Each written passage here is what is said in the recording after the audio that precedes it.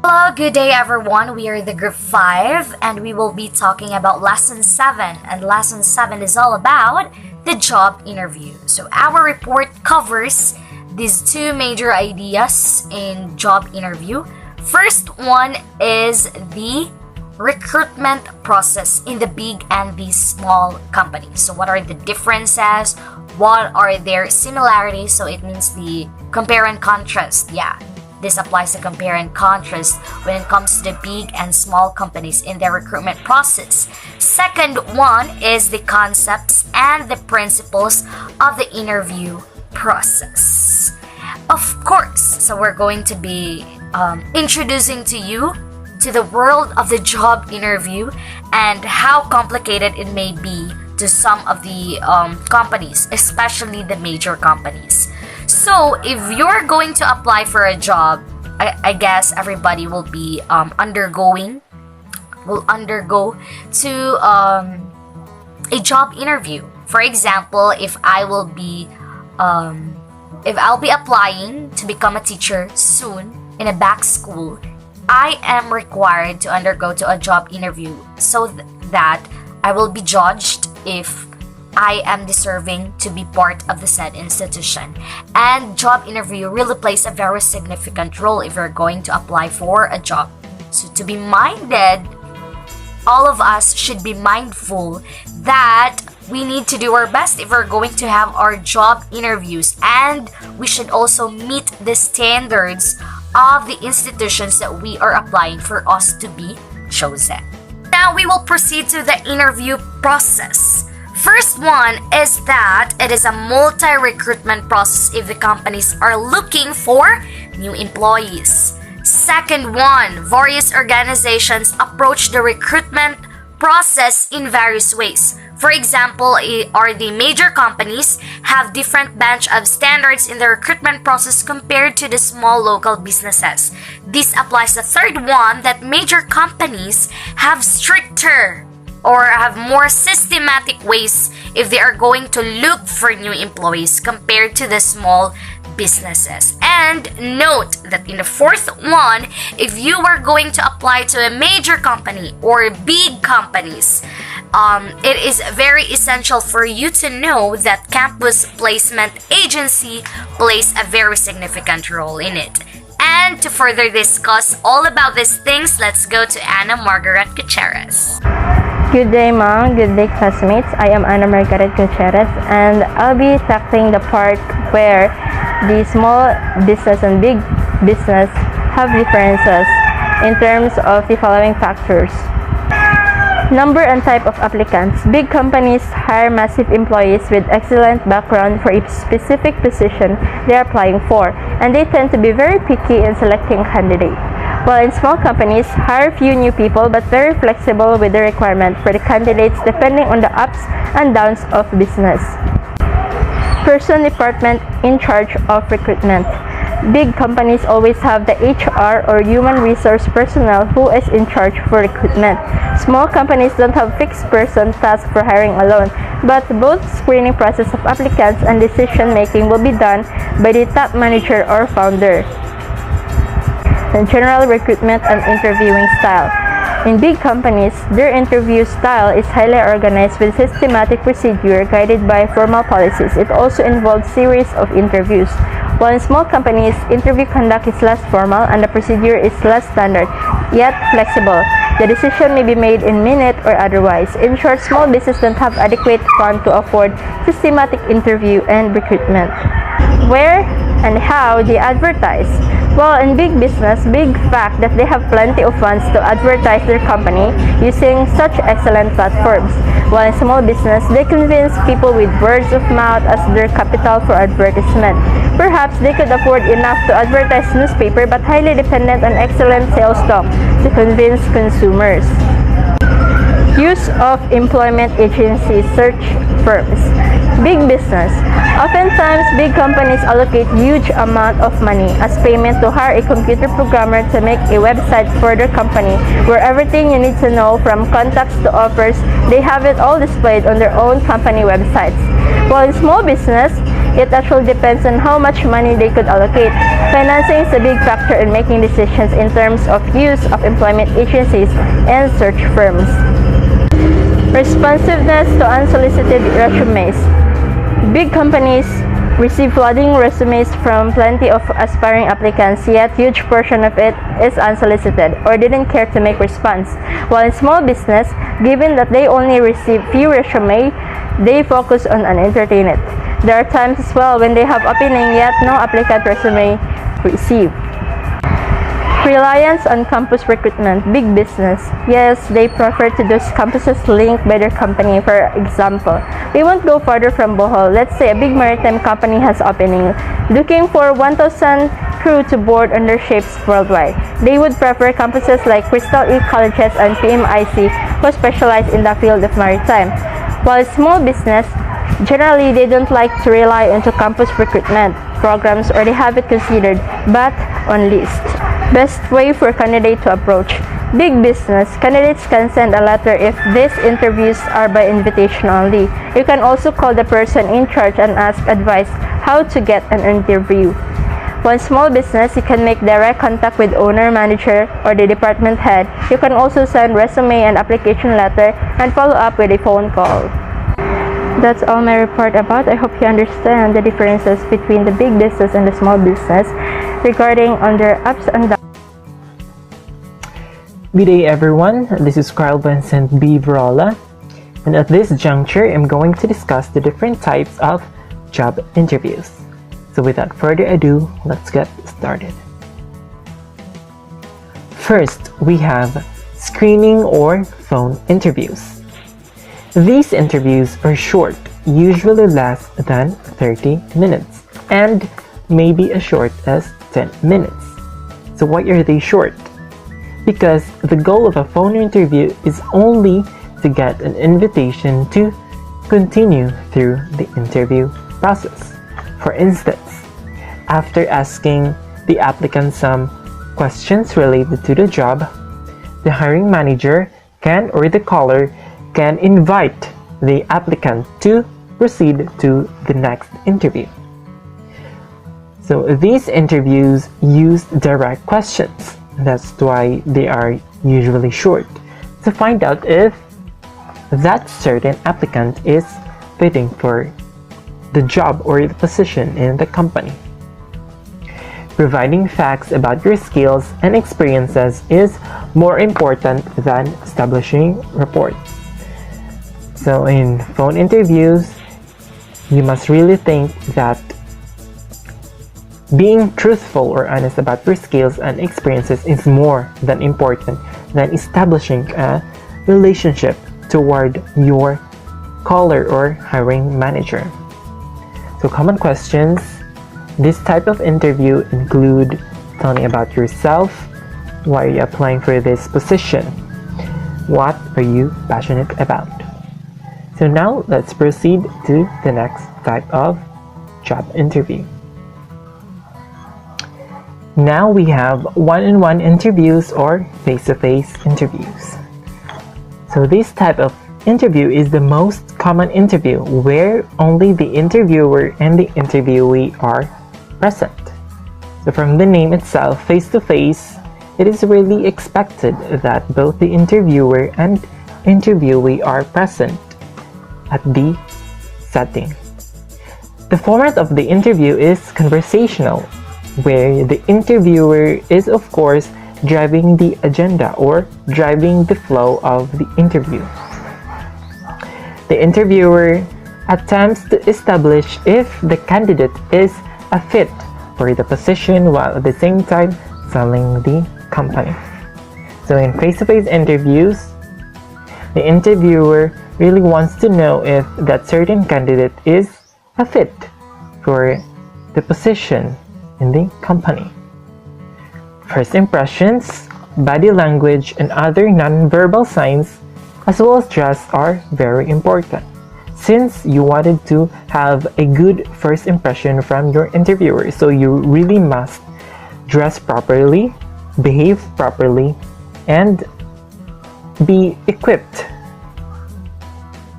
so that you can pass the interview. General questions focus on your behavioral characteristics, problem-solving abilities, how they deal with authority, and your ability to work in a team as well as independently. Sample questions in face-to-face interviews include: why do you want this job? What do you know about our organization?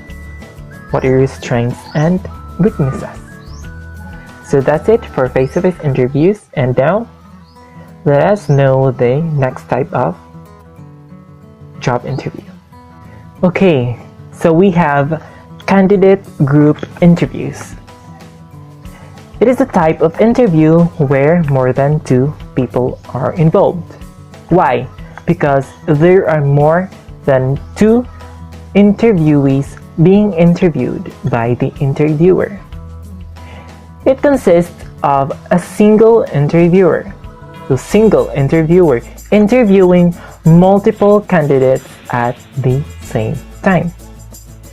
So candidate group interviews are most common in industries like food service, hospitality, and retail. Since these industries require collaboration, that's why this type of interview is a fit for these industries. So again, in candidate group interviews, there are more than 2 interviewees being interviewed by a single interviewer. The sample questions include: how do you describe yourself? What interests you in our company? How do you work in a team? So that's it for candidate group interviews, and I guess it is quite understandable. Now let's proceed to the next. Now we have panel interview. So panel interview involves multiple interviewers. So in candidate group interviews, they only consist of 1 interviewer. But in panel interviews, they involve more than 1.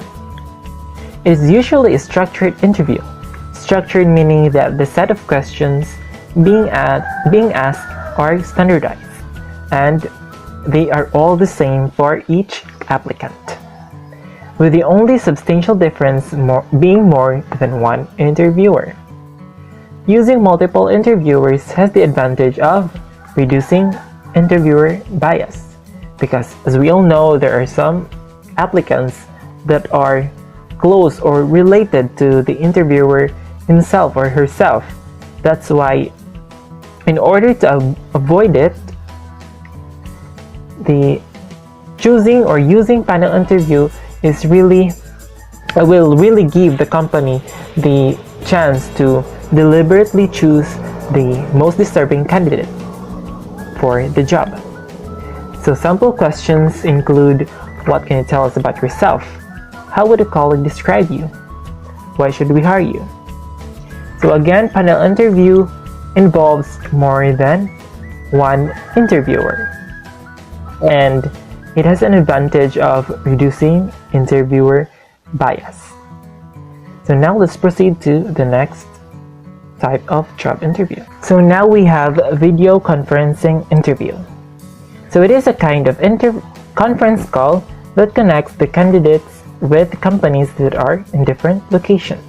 So video conferencing interview basically uses a video conference call in order to administer the interview process. It allows a hiring manager or recruiter to use a video conference call to conduct a long distance face-to-face interview with a job seeker. So video conferencing interview is just like any other face-to-face interviews, but the only difference is that it uses technology in order to administer the interview. So the sample questions include: tell me about yourself, why are you interested in working for us, what's your greatest accomplishment, and etc.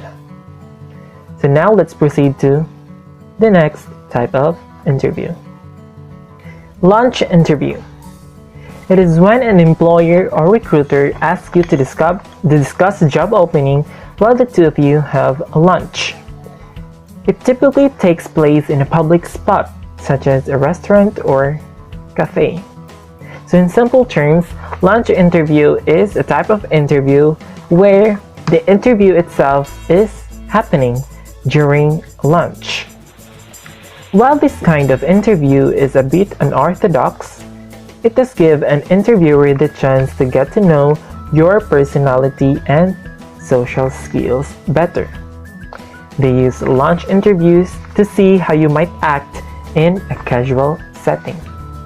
Although this type of interview is a bit casual,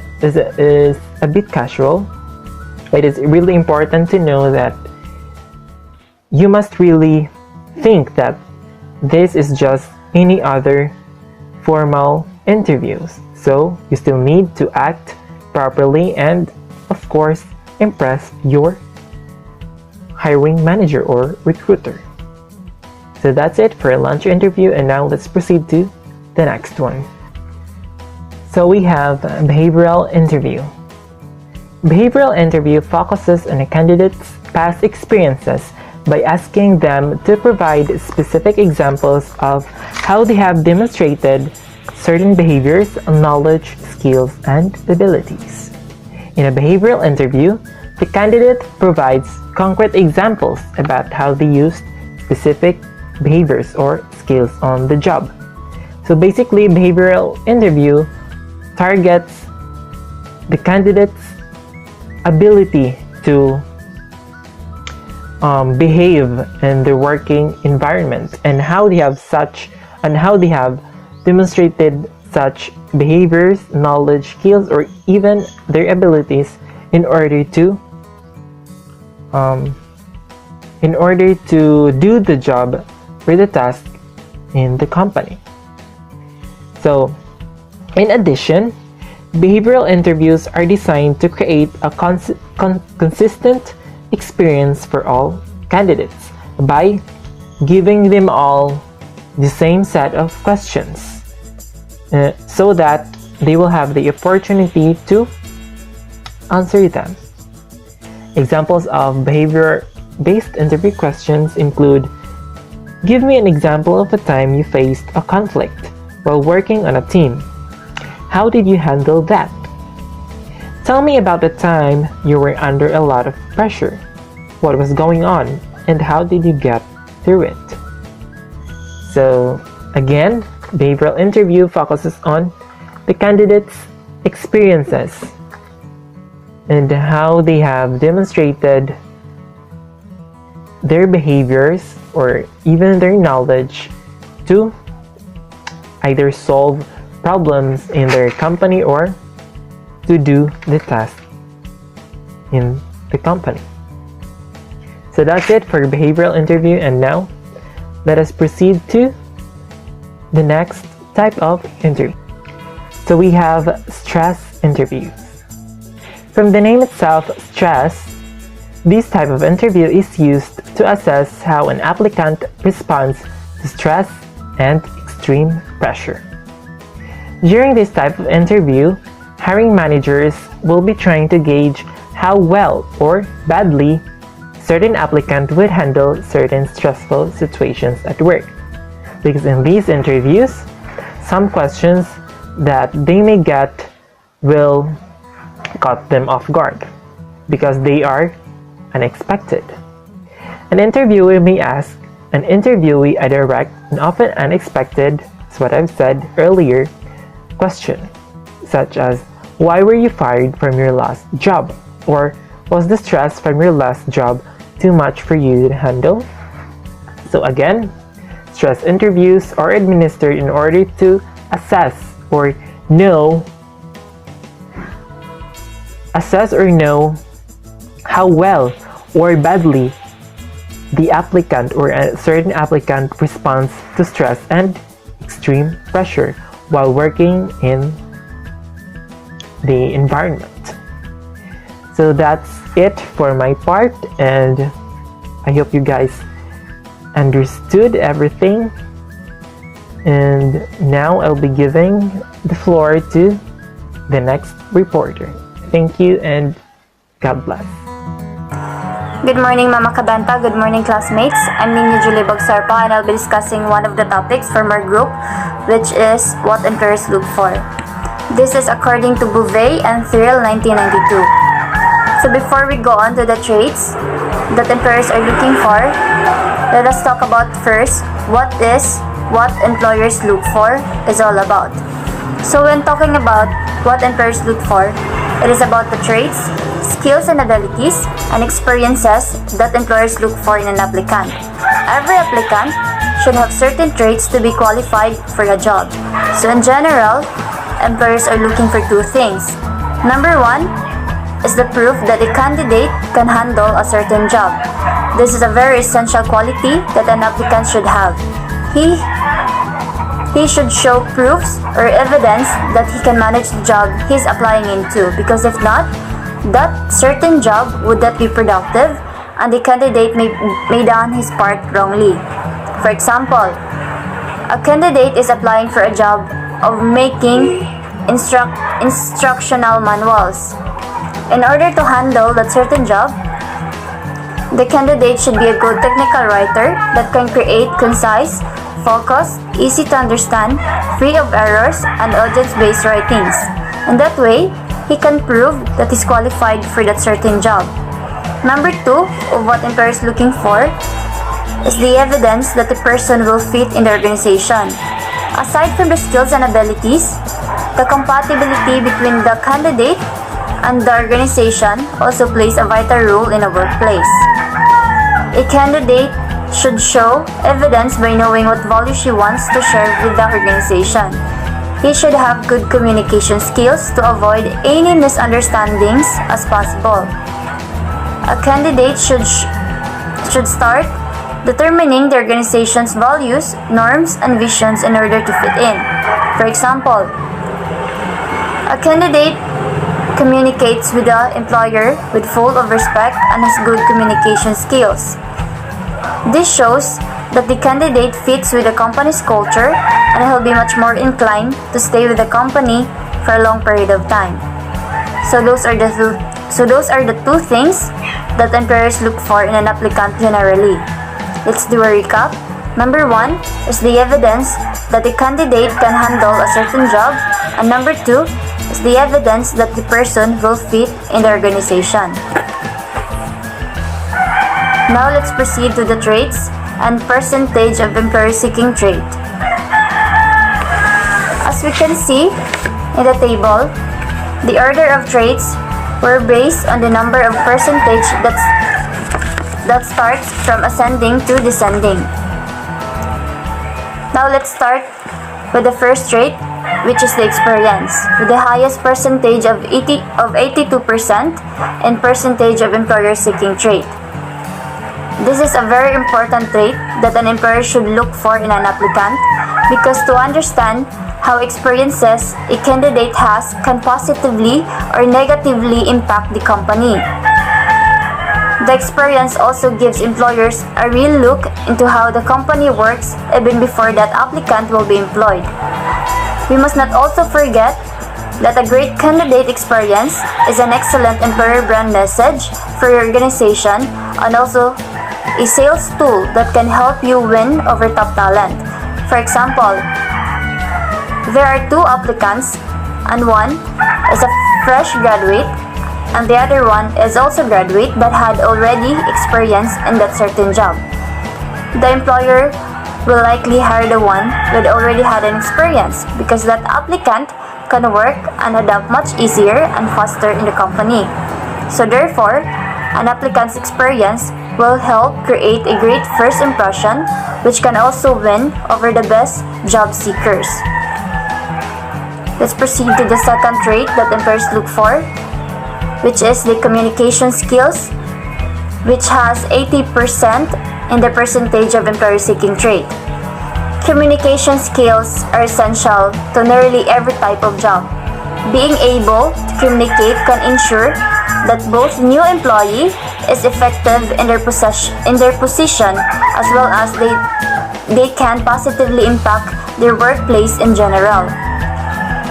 For example, in a job interview, asking communication skills questions allows interviewers to determine if someone has basic language comprehension, can communicate both verbally and non-verbally, and can communicate with different people in different situations.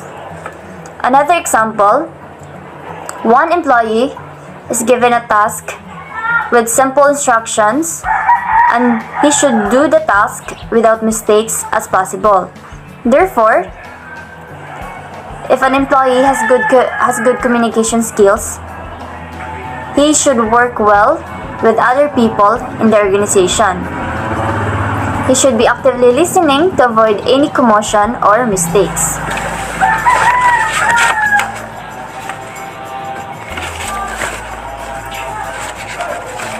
Now let's proceed to the third trait, which is enthusiasm or motivation, which has a percentage of 80%. It's the same with the communication skills in the percentage of employer-seeking trait.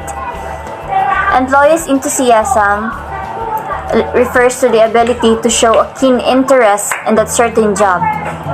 Enthusiastic people work with passion, as always. Employees' motivation is the level of energy, commitment, and creativity that an employer brings to their job. For example, an employee is given a task that should be done successfully with a given time. Enthusiastic and motivated employees accomplish tasks quickly, take action, and want to do a good job both for themselves and for the company. The next trait is interpersonal or leadership skills, which has 65% in the percentage of employer-seeking trait. Leadership skills are skills you use when organizing other people to reach a shared goal. When you're in a management position or leading a project, leadership skills require you to motivate others to complete a series of tasks, often according to a schedule. Leadership is not just one skill, but rather a combination of several different skills working together.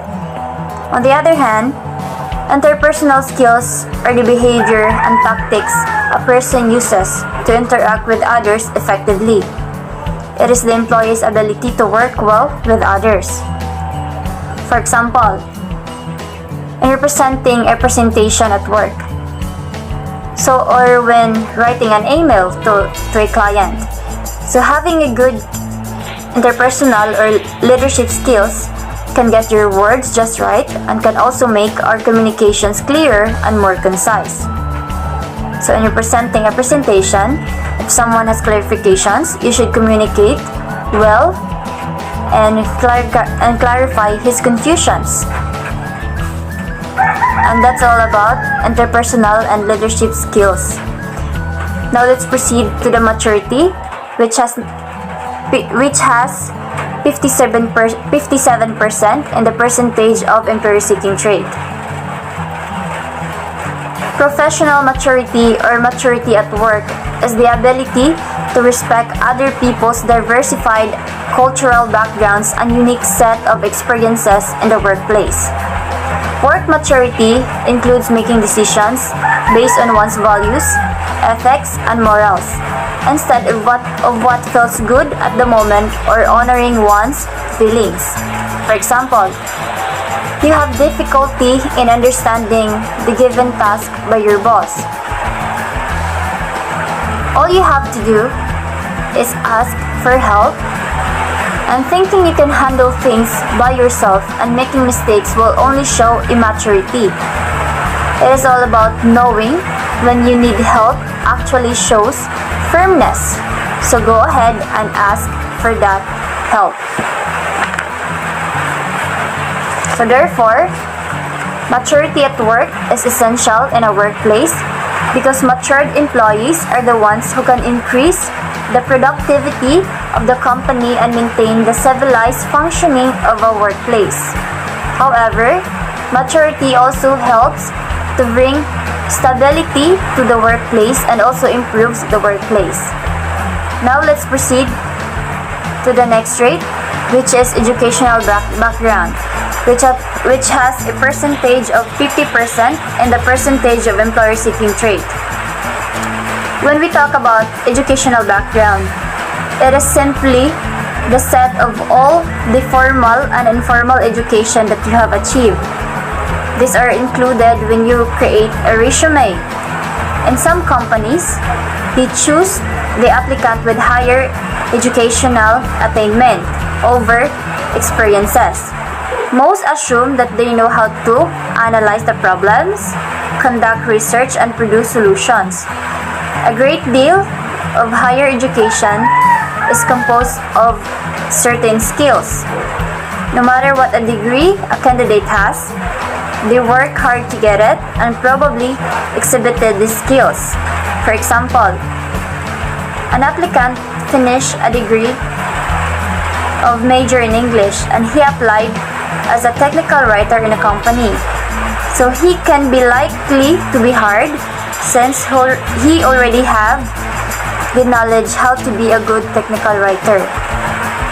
But only if the company prefers higher education than experience. So therefore, employees with higher educational background or an educated person has more employment options. Whether you have an educational background in college or a trade, your achievements and grades put you in the front line for jobs. Let's proceed to the next trait, which is intelligence, which has 49% in the percentage of employer-seeking trait. We must also not forget that employers not just look for abilities, but the intelligence of how an applicant manage if there is a commotion between the organization or the way he does his part of the job. It is very important to have intelligence because this will help the company balance organizational growth and employee growth. For example, your colleague turned in a task behind schedule and doesn't realize how it affects you. That colleague turns several tasks around behind schedules, leaving you waiting and behind on your work. You are frustrated with the wait, but your colleague doesn't seem to care. This certain situation uses emotional intelligence. A good approach that you can do is ask why they are behind, and then, if possible, with your own workload, offer to help or ask to provide someone to assist on the task. It's very crucial to avoid blame or becoming angry, even if it's frustrating for you. Instead, you should work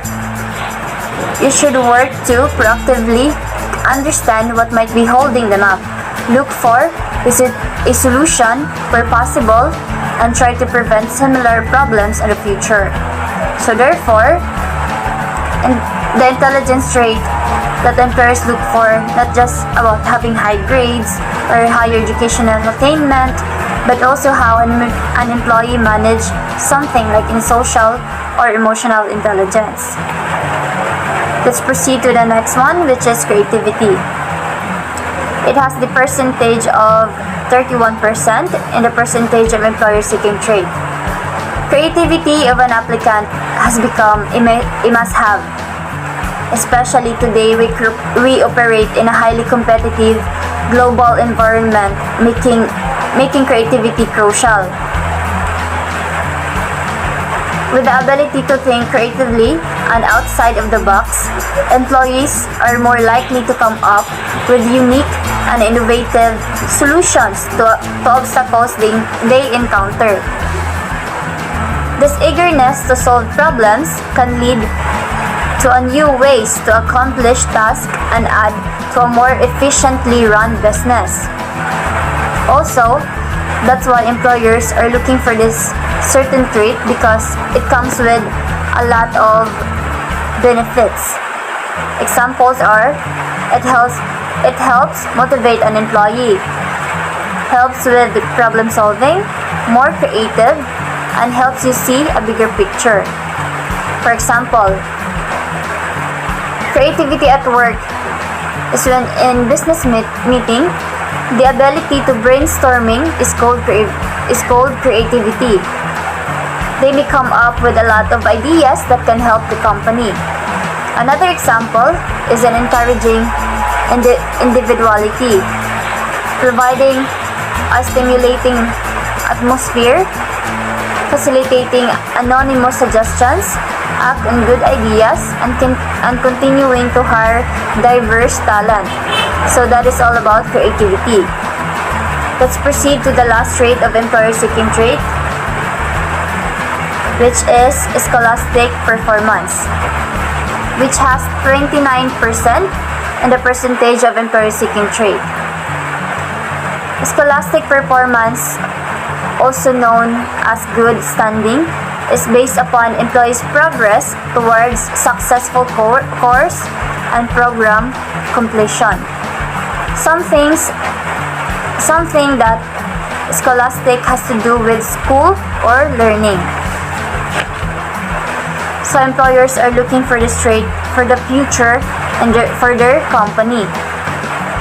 They don't hire candidates with poor academic or scholastic performance. For example, some employers look for cumulative grade point average or CGPA from a candidate. It is a system for calculation of GPA scores and is one way to determine that candidate has a high academic performance. We must also not forget that education simply revealed these abilities in the form of grades and a diploma. Scholastic performance positively influencing core task performance. Also, education level positively related to creativity and citizenship behaviors and negatively related to on-the-job substance use and absenteeism. Employees with high scholastic performance are likely to perform well at work. They can work accurately, neat, attentive to details, consistent, thorough, high standards, and follow procedures. So therefore, it is very essential for the employers to look for this trait. Although not all candidates with good education are equal to good employee. A much smarter way of evaluating candidates is to assess their behavioral drives and cognitive ability. So that's all the 9 traits that employers look for in a candidate. So for the qualifications for the job, employers should hire a candidate with the right qualifications. So during a job interview, candidates will be asked to describe his or her education and previous jobs to be in more depth to determine if he's really qualified for that certain job. The employers should always look for the right personality traits for the job. A one-on-one interview is vital as always to find out if the candidate is flexible, able to lead and take direction, and importantly is the enthusiasm to do for the job comfortably. So that's all about what employers look for in a candidate. Again, this is according to Bouvet and Thrill 1992. Now I'm giving to the floor to my next co-reporter, Amy Kinlog. Thank you. Good day everyone, so I am Amy and I am one of the reporters of the Group 5 and I am assigned to report this topic, what applicants need to find out. So, an applicant don't just look for a job alone, but also he or she would look for the things that he or she needs to find out or he or she needs to consider. So first is the kind of people. So we need to ask ourselves, being an applicant, we need to ask ourselves, are these my kind of people? So why? So say for instance, as we got a chance to arrange to talk with an employee, or when we get to an interview, we should, as an applicant, observe either the employer or the employee, as it is essential. So why is it essential? Because we have to work with them as we get hired, and so it is important to know the kind of people that we are working with, or that we have to work with, or we have to work to. So that's the first thing that an applicant needs to find out, the kind of people. The second thing that an applicant needs to find out is the enjoyment of the work. So first, as an applicant, we must ask ourselves, will I enjoy this work? Will I enjoy this work that I am applying for? So in order to answer this question, we must first know ourselves and what is important to us.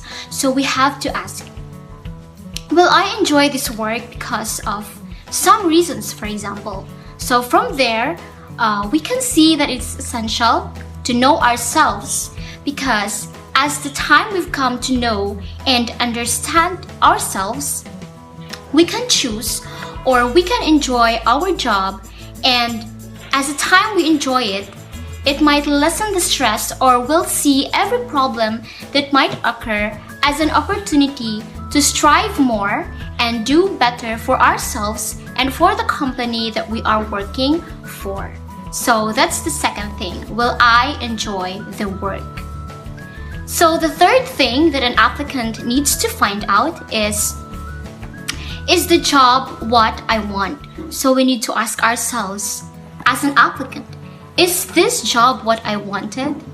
So we may never find a job that would fulfill our wants, but the position we accept should satisfy at least our primary wants. So say for example, don't tell me that you would accept the position of being a janitor or being a janitress when you know that you are more than that position, or you are more than that job. So no, right? So that position itself can fully satisfy our primary wants. So we have to ask ourselves, will the job make use of my capabilities, or does it offer a career path to the long-term goals I set for myself? So that's the third thing that an applicant needs to find out. Is the job what I want? So the fourth thing that an applicant needs to find out is, does the job pay what I'm worth for? So we also need to consider the amount of salary or the payment the job offers, considering the position we are in. So we have to know if the position is comparable to those who held by people with qualifications like your own, or is the pay in line with that for similar jobs in the field. So it is essential to know the payment that you will be receiving if you accept the job offer. And also, by comparing jobs and salaries, an applicant would know what is reasonable for someone with your skills in your industry. So that's the fourth thing that an applicant needs to find out. Does the job pay what I am worth for? The fifth thing that an applicant needs to find out is, what kind of person or what kind of people would I be working for? So as an applicant or as a future applicant, we need also to find out the person or the people that we will be working with or we will be working for. By doing so, we can adjust ourselves and the way we approach to that certain people.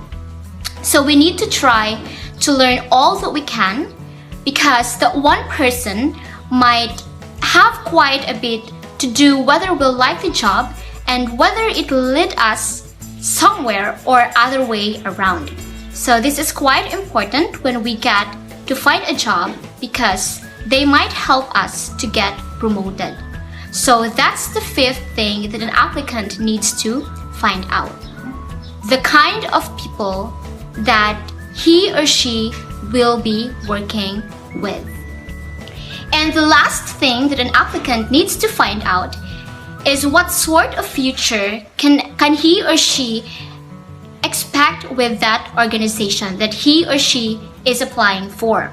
So of course, I believe that we are always looking forward for something that would help us to become better and well equipped for the future we will be facing. Therefore, as we are about to find job opportunities, we need also to find out what that specific organization can contribute for our future. So that's the last thing that an applicant needs to find out, the sort of future that he or she can expect from that certain organization. So that concludes the things that an applicant needs to find out. So we have first, are these my kind of people? Second, will I enjoy the work? Third, is the job what I want? Fourth, does the job pay what I am worth for? Fifth, what kind of person would I be working for? And lastly, what sort of future can I expect with this organization? So that would be all. Thank you so much for watching, and God bless. Good day, everyone. My name is Sophia Marinis Lin, the reporter of the topic, How to Prepare for a Job Interview. So how to prepare for a job interview? So first, do some basic research. If you want your interview to go well, never plan to go unprepared. You should keep in mind that employers are unimpressed by job seekers who do not know anything about the job they're applying for or the company itself. It's important to look beyond what the company does, because a business is more than just the services they offer or the products they manufacture. A business is also a brand, a culture, and an environment. You may ask, why do I need to have some basic research? What's its connection in applying for a job? So doing a basic research on the organization and your job will help you uncover a deeper layer of the business. You will learn about the employer's interests and priorities, which will also ultimately help you figure out who they are. So you'll now have a bigger and clearer picture of the company, not to mention a better understanding of what the company values and even what it's like to work there. So if you don't do your research, you'll have a limited view of the organization. Like for example, you're asked to share what you have learned about the organization and any past correspondence about the position. So how can you answer that question if you did not do any background or basic research to the organization you wanted to apply? So this could be a problem for you later on, especially if you find that the company is not the right fit for you. So, investing a little time in researching an employer will help you learn more and make a more informed decision later on. So the second one, think ahead about the questions. When you go in for a job interview, it's important to think carefully about how you answer questions. While you should always answer questions honestly, it is also helpful to do so in a way that matches the company's culture. When you know many of the questions they might ask and understand how to answer them, it will relieve stress and increase your comfort level. When you're comfortable at an interview, you will answer each question clearly and effectively. So next, bolster your confidence. In everything we do, confidence really matters. It is like an act of believing in oneself. During a job interview, demonstrating your trust in yourself is critical because it can lead to your interviewer's trust in you. So make it clear to your interviewer that you are confident in your ability to do the job well. So projecting confidence is just as important as demonstrating your skills and qualifications. It is critical to practice how you communicate confidence and professionalism, as this can help you perform better in the room and will calm your nerves. However, it is normal to feel nervous when interviewing, so try to take some time to practice how to appear confident before your meeting. So number 4, polish your interview style. Before the interview, some interviewer would look at you from head to toe. It is inevitable since they are looking for someone that has a strong first impression. If on the first look you don't have that first impression, good manners, and good judgment, then there's a tendency that you will never pass their qualifications. In the end, you cannot get the job that you want. So, one way to develop an adept style is to stage mock interviews with a friend. Pay particular attention to non-verbal behavior. Do not make unnecessary movement because it will only make you weird or even overconfident. So you are more likely to be invited back for a second interview or offered the job if you maintain eye contact, smile frequently, nod your head, sit in an attentive position, and have a frequent hand gestures. So next, plan to look good. Since you are applying for a job, then you must take it seriously. You can impress an interviewer just by the way you look. The best policy is to dress conservatively. Do not wear spaghetti, fit dresses, strapless, shorts, or even skirts that are too short. Remember, you're applying in a company, not other way around. So wear the best quality clothing, preferably in a dark, solid color. Aside from not wearing a showy outfits, you shouldn't wear outfits that are too colorful as it depicts unprofessionalism. Avoid flamboyant styles, colors, and prints. As much as possible, you should always wear something that is plain but elegant looking outfits, not those with prints. So always be ready when you arrive. It is also optional to bring a transcript of your college grades, a list of references, and a samples of your work if appropriate. So in an era when many people exaggerate their qualifications, visible proof of your abilities carries a lot of weight. So be sure you know when and where the interview will be held, because the worst way to start any interview is to be late. So check the route you will take, find out how much time it takes to get there, then plan to arrive early. Allow a little extra time just in case you run into a problem on the way, like for example, traffic, right?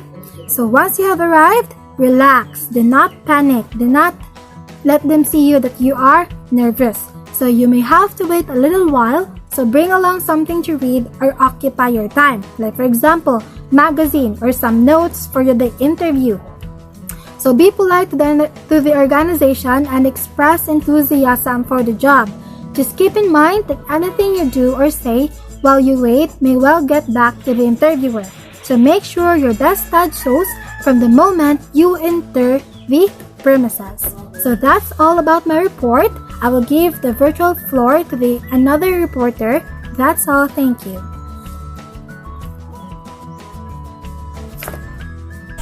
Good day, ma'am. I'm May Antoinette Delin, and I am going to discuss the mark against applicants in general order of importance, Bovie and Trill 1982. So, these are the mark against applicants. First, ma'am has a poor personal appearance, is overbearing, over-aggressive, conceited, has superiority complex, seems to know it all, is unable to express self clearly, has poor voice, diction, and grammar, lack knowledge or experience, is not prepared for the interview, has no real interest in the job, lacks planning for career, has no purpose or goals, lack of enthusiasm, is passive and indifferent. We already know that it is necessary to have a good appearance when we apply for a job to impress them even more.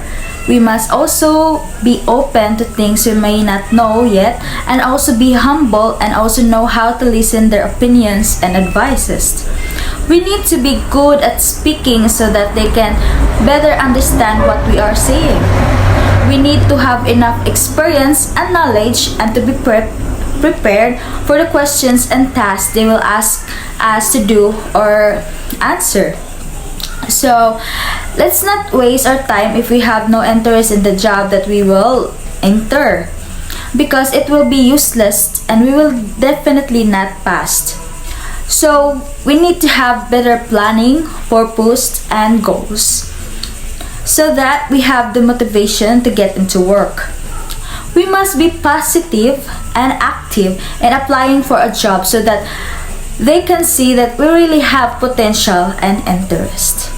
The next slide lacks confidence and poised, is nervous and ill at ease, show insufficient evidence of achievement, has failed to participate in extracurricular activities, overemphasize money and is interested only in the best peso, yen, dollar, or offer, has poor scholastic record, just get by, is unwilling to start at the bottom, expect too much too soon, and make excuses, is evasive, hedges unfavorable factors in record. So, we have to be confident in having job interview, although I admit that we can't avoid to feel nervous. But we have to hide it and think that they need to see that we are not affected by nervousness. They also need to see our achievements so that they will be even more surprised, especially when they know that we are already involved in many extracurricular activities. Let's not show that our only pursuit of work is money. We must show that we go into work to gain knowledge and new experience. They should see that we have high scores in our studies and be patient because we are starting to get handicapped. Okay, ma'am. So in the third slide is evasive, hitches unfavorable factors in record, lack tax, lacks maturity, lacks courtesy, is ill-mannered, condemns past employer, lacks social skills, shows marked dislike for school works, lacks vitality, fails to look interviewer in the eye, has slim view handshake. It's great to be tactful, however, you also need to get your message across and ensure that your own rights are respected. Make sure that you handle issues assertively, not submissively when you are being tactful. Building professional maturity in the job interview will not only lead to fulfilling career success, but it will lead to better self-reflection. We must always be respectful while we are in the interview so that they can see that we are not talking rudely. Avoid complaining in your response. Instead, focus on good experiences at your current or former employer. Mention positives that demonstrate your culture fit or skills. We also need to be able to socialize and avoid isolation. We should also show our enthusiasm as they talk to us and also maintain eye-to-eye contact as we answer their questions or we listen their questions. Before starting the job interview, let's chill our body, especially our hands, because this is really the first thing that moves when we are nervous, right? So we must know how to relax so as not to be too nervous. And that's all, ma'am. Thank you. Let's go on for the next reporter. Good day, everyone. My name is Camila Cassandra Castro, and I will be here to discuss to you on how to be interviewed. First, if you are being interviewed, you must set the main objective, which is to differentiate yourself from the other candidates. The interview is a conversation in which you and your employer exchange information. Your objective is to get an offer for a job. Your goal is to present yourself as the best candidate for the position and also to learn more about the position and the interviewer's organization to determine whether both are well suited for you and your career goals. Second, if you are being interviewed, you must get acquainted with your recruiter. It is important to learn as much as you can about your employer before the interview. By adequately researching about the organization, you will have a better chance of creating a positive impression. The following questions can help guide your research about the organization. What are the organization's philosophy and goals? What are the size and structure of the organization? What are the organization's products and services? What is the organization known for? What are the geographical locations of the organization, its plants, stores, and sales outlets? How well is the organization doing? Consider its growth patterns. Who are the organization's clientele or customers and major competitors? What are the organization's entry level, positions, and career paths? What type of training does the organization offer its employees?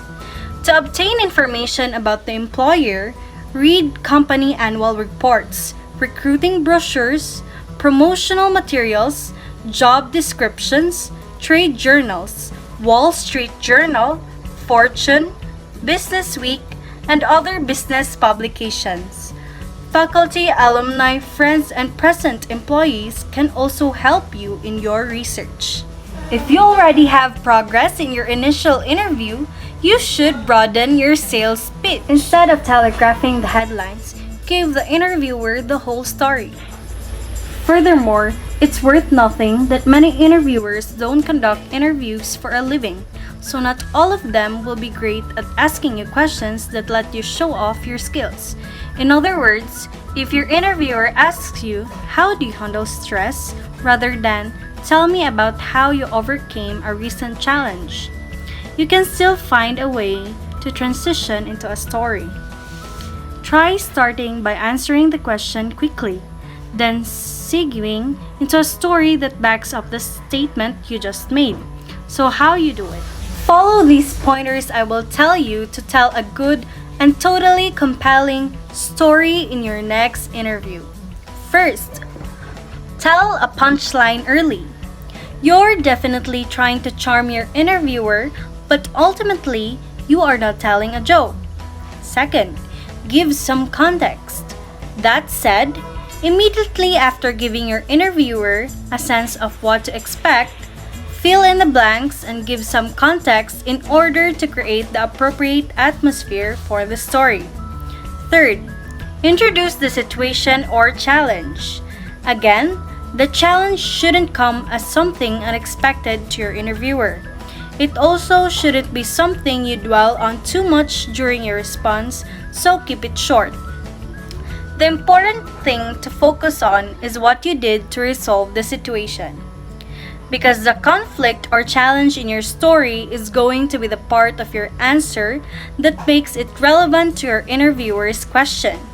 For example, tell me about the time you had to deal with a failure, a slacking teammate, or an unexpected problem in your work.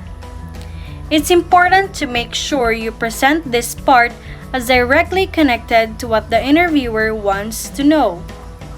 Example: he was only in town for a few days, so I needed to get this event together very quickly.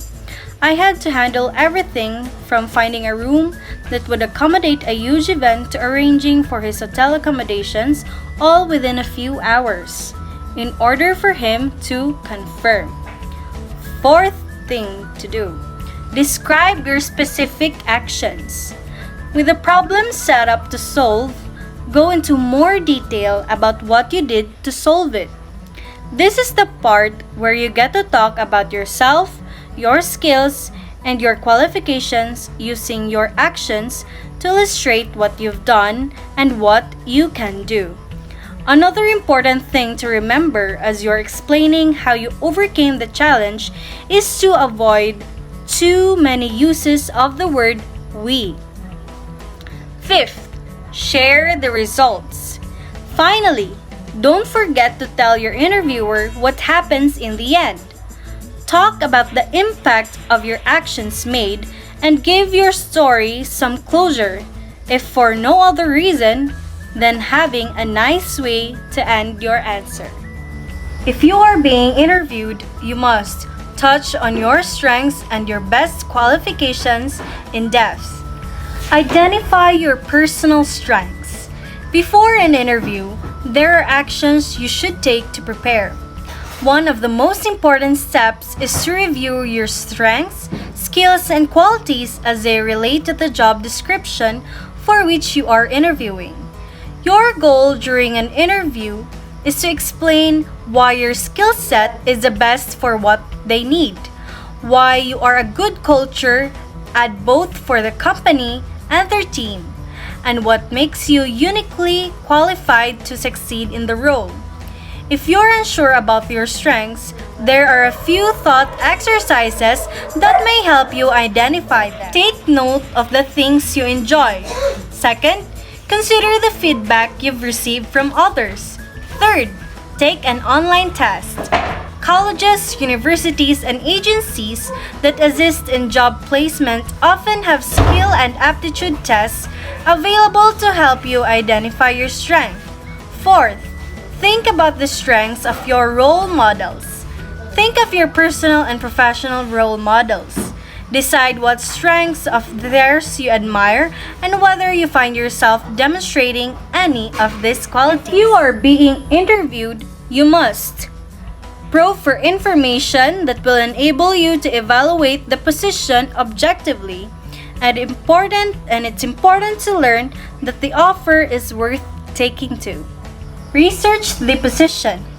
Analyze the job description and how your background, skills, and experience apply to the position. Evaluate your interest in this career field and be able to verbalize it.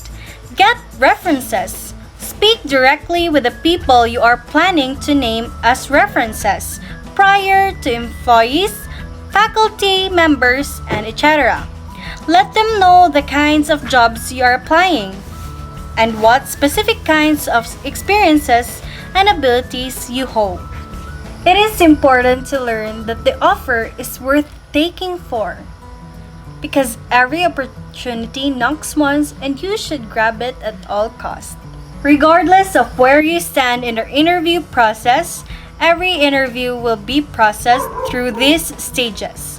First stage is the warm-up stage, second is the question and answer stage, and third is the closing stage. The warm-up stage. Of the three stages, the warm-up is the most important, although it may account for only a small fraction of the time you will spend in the interview. Body language is very important at this point.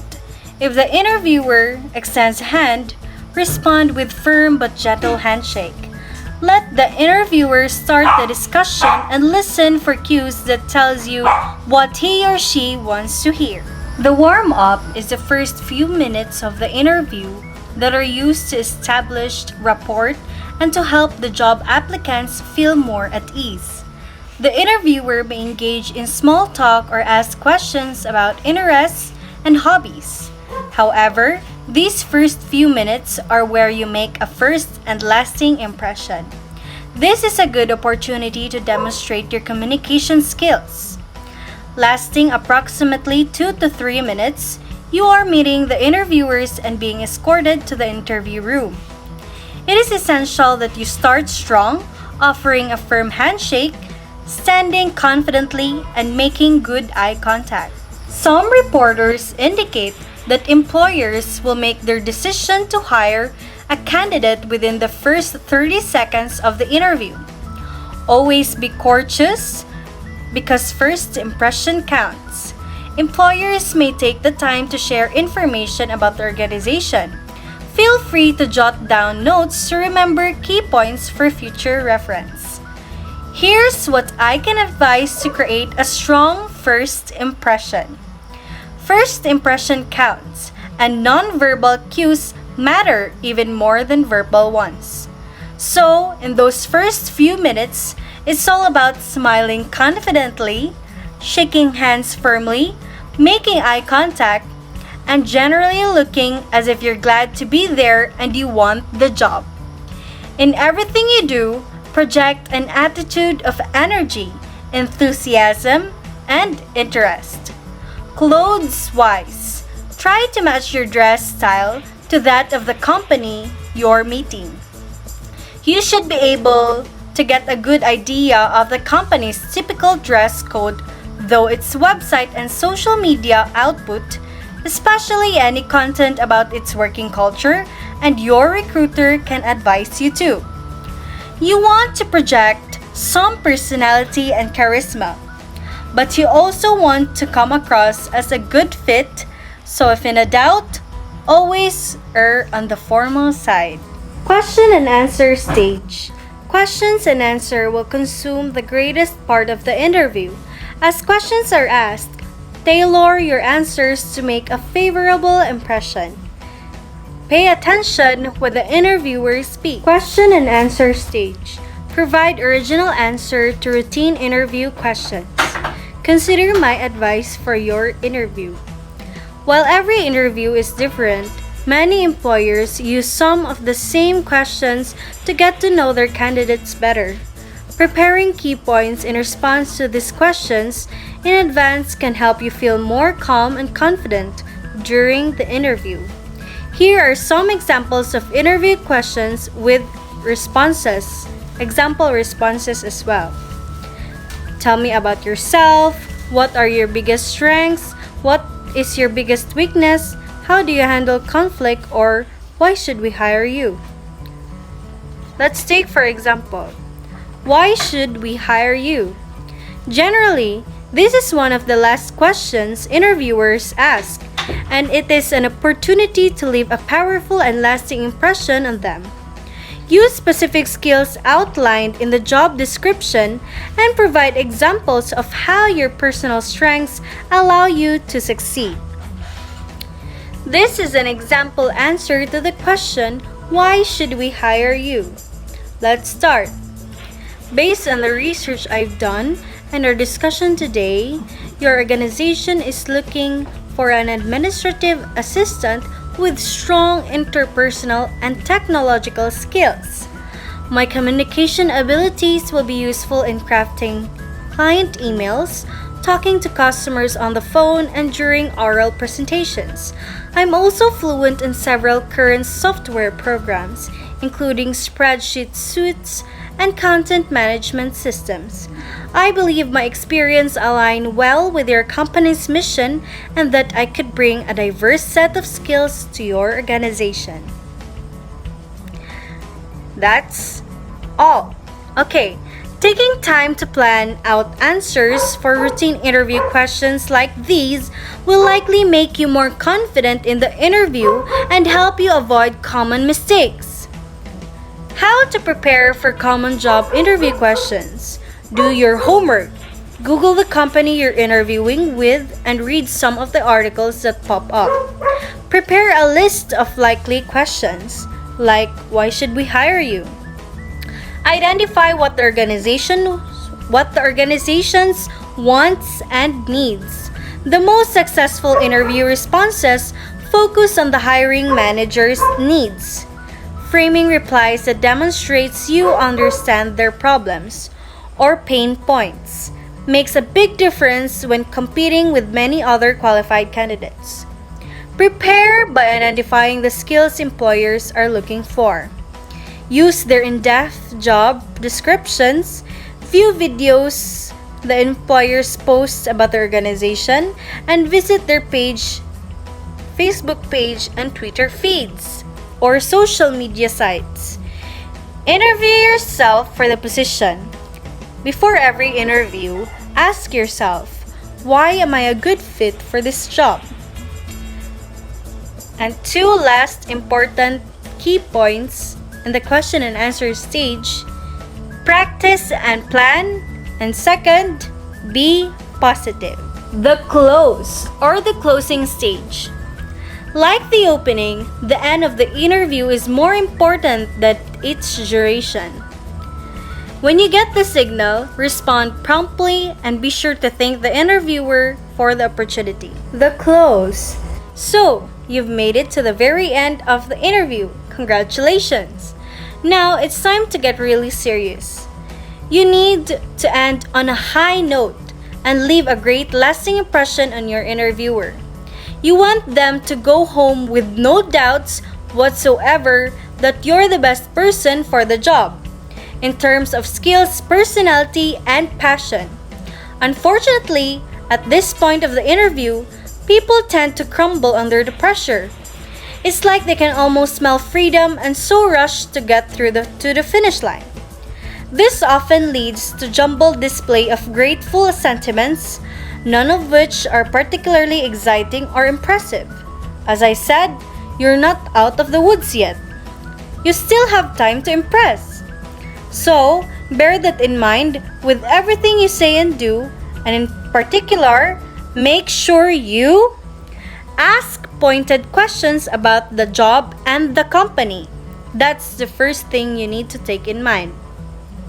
Hiring managers often conclude job interviewers by swapping places with you, so to speak, giving you a chance to ask them questions. This is a prime opportunity to shine. Take full advantage by asking good interview questions that will provide you with information you can't find online. For example, why is this position open?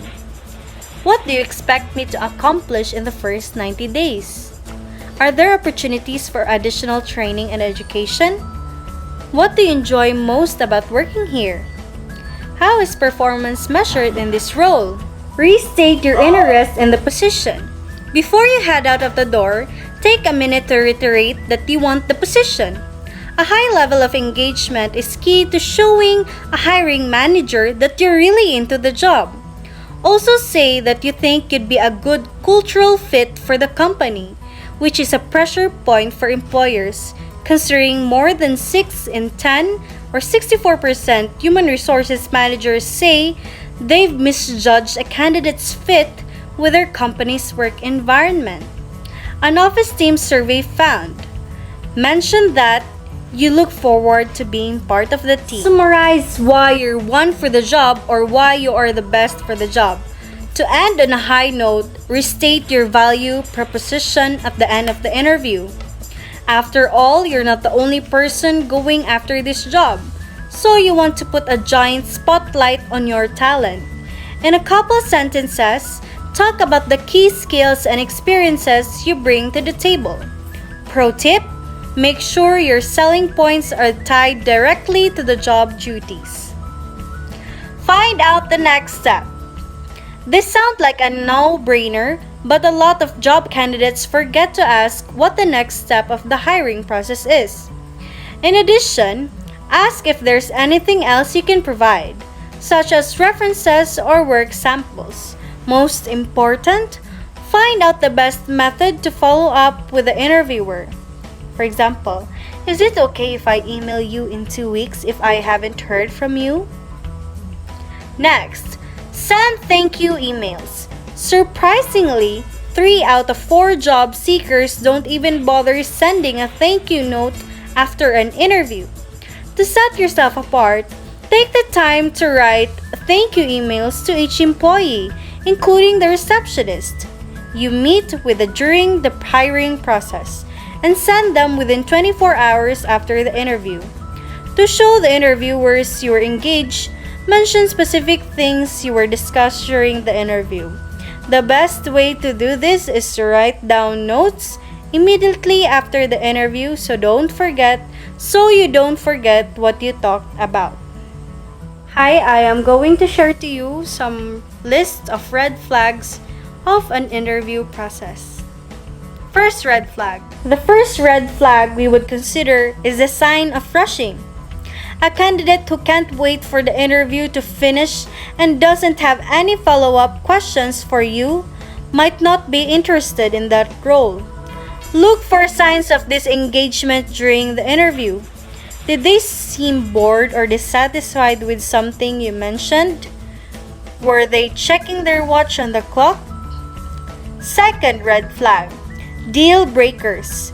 At the end of the interview, it's good to revisit potential deal breakers that you might have asked in the application form or during screening calls. Candidates have a clear idea of their role's responsibilities, so they might change their requirements. Example, for a higher salary. If you and the candidate have different requirements and neither can compromise, they're not a good match for the position. Third and last red flag. Inconsistent behavior. It's common for candidates to be nervous at the beginning of the interview and gradually feel more comfortable. But if you spot significant changes in their attitude, they go from kind to arrogant, it's a sign that they may not be honest or that they don't really want the job. This is Kamala Cassandra signing off, and I hope you have learned a lot from our session on how to be interviewed. And I hope you will always bear those in mind so that you can use it for future references. Thank you. Bye.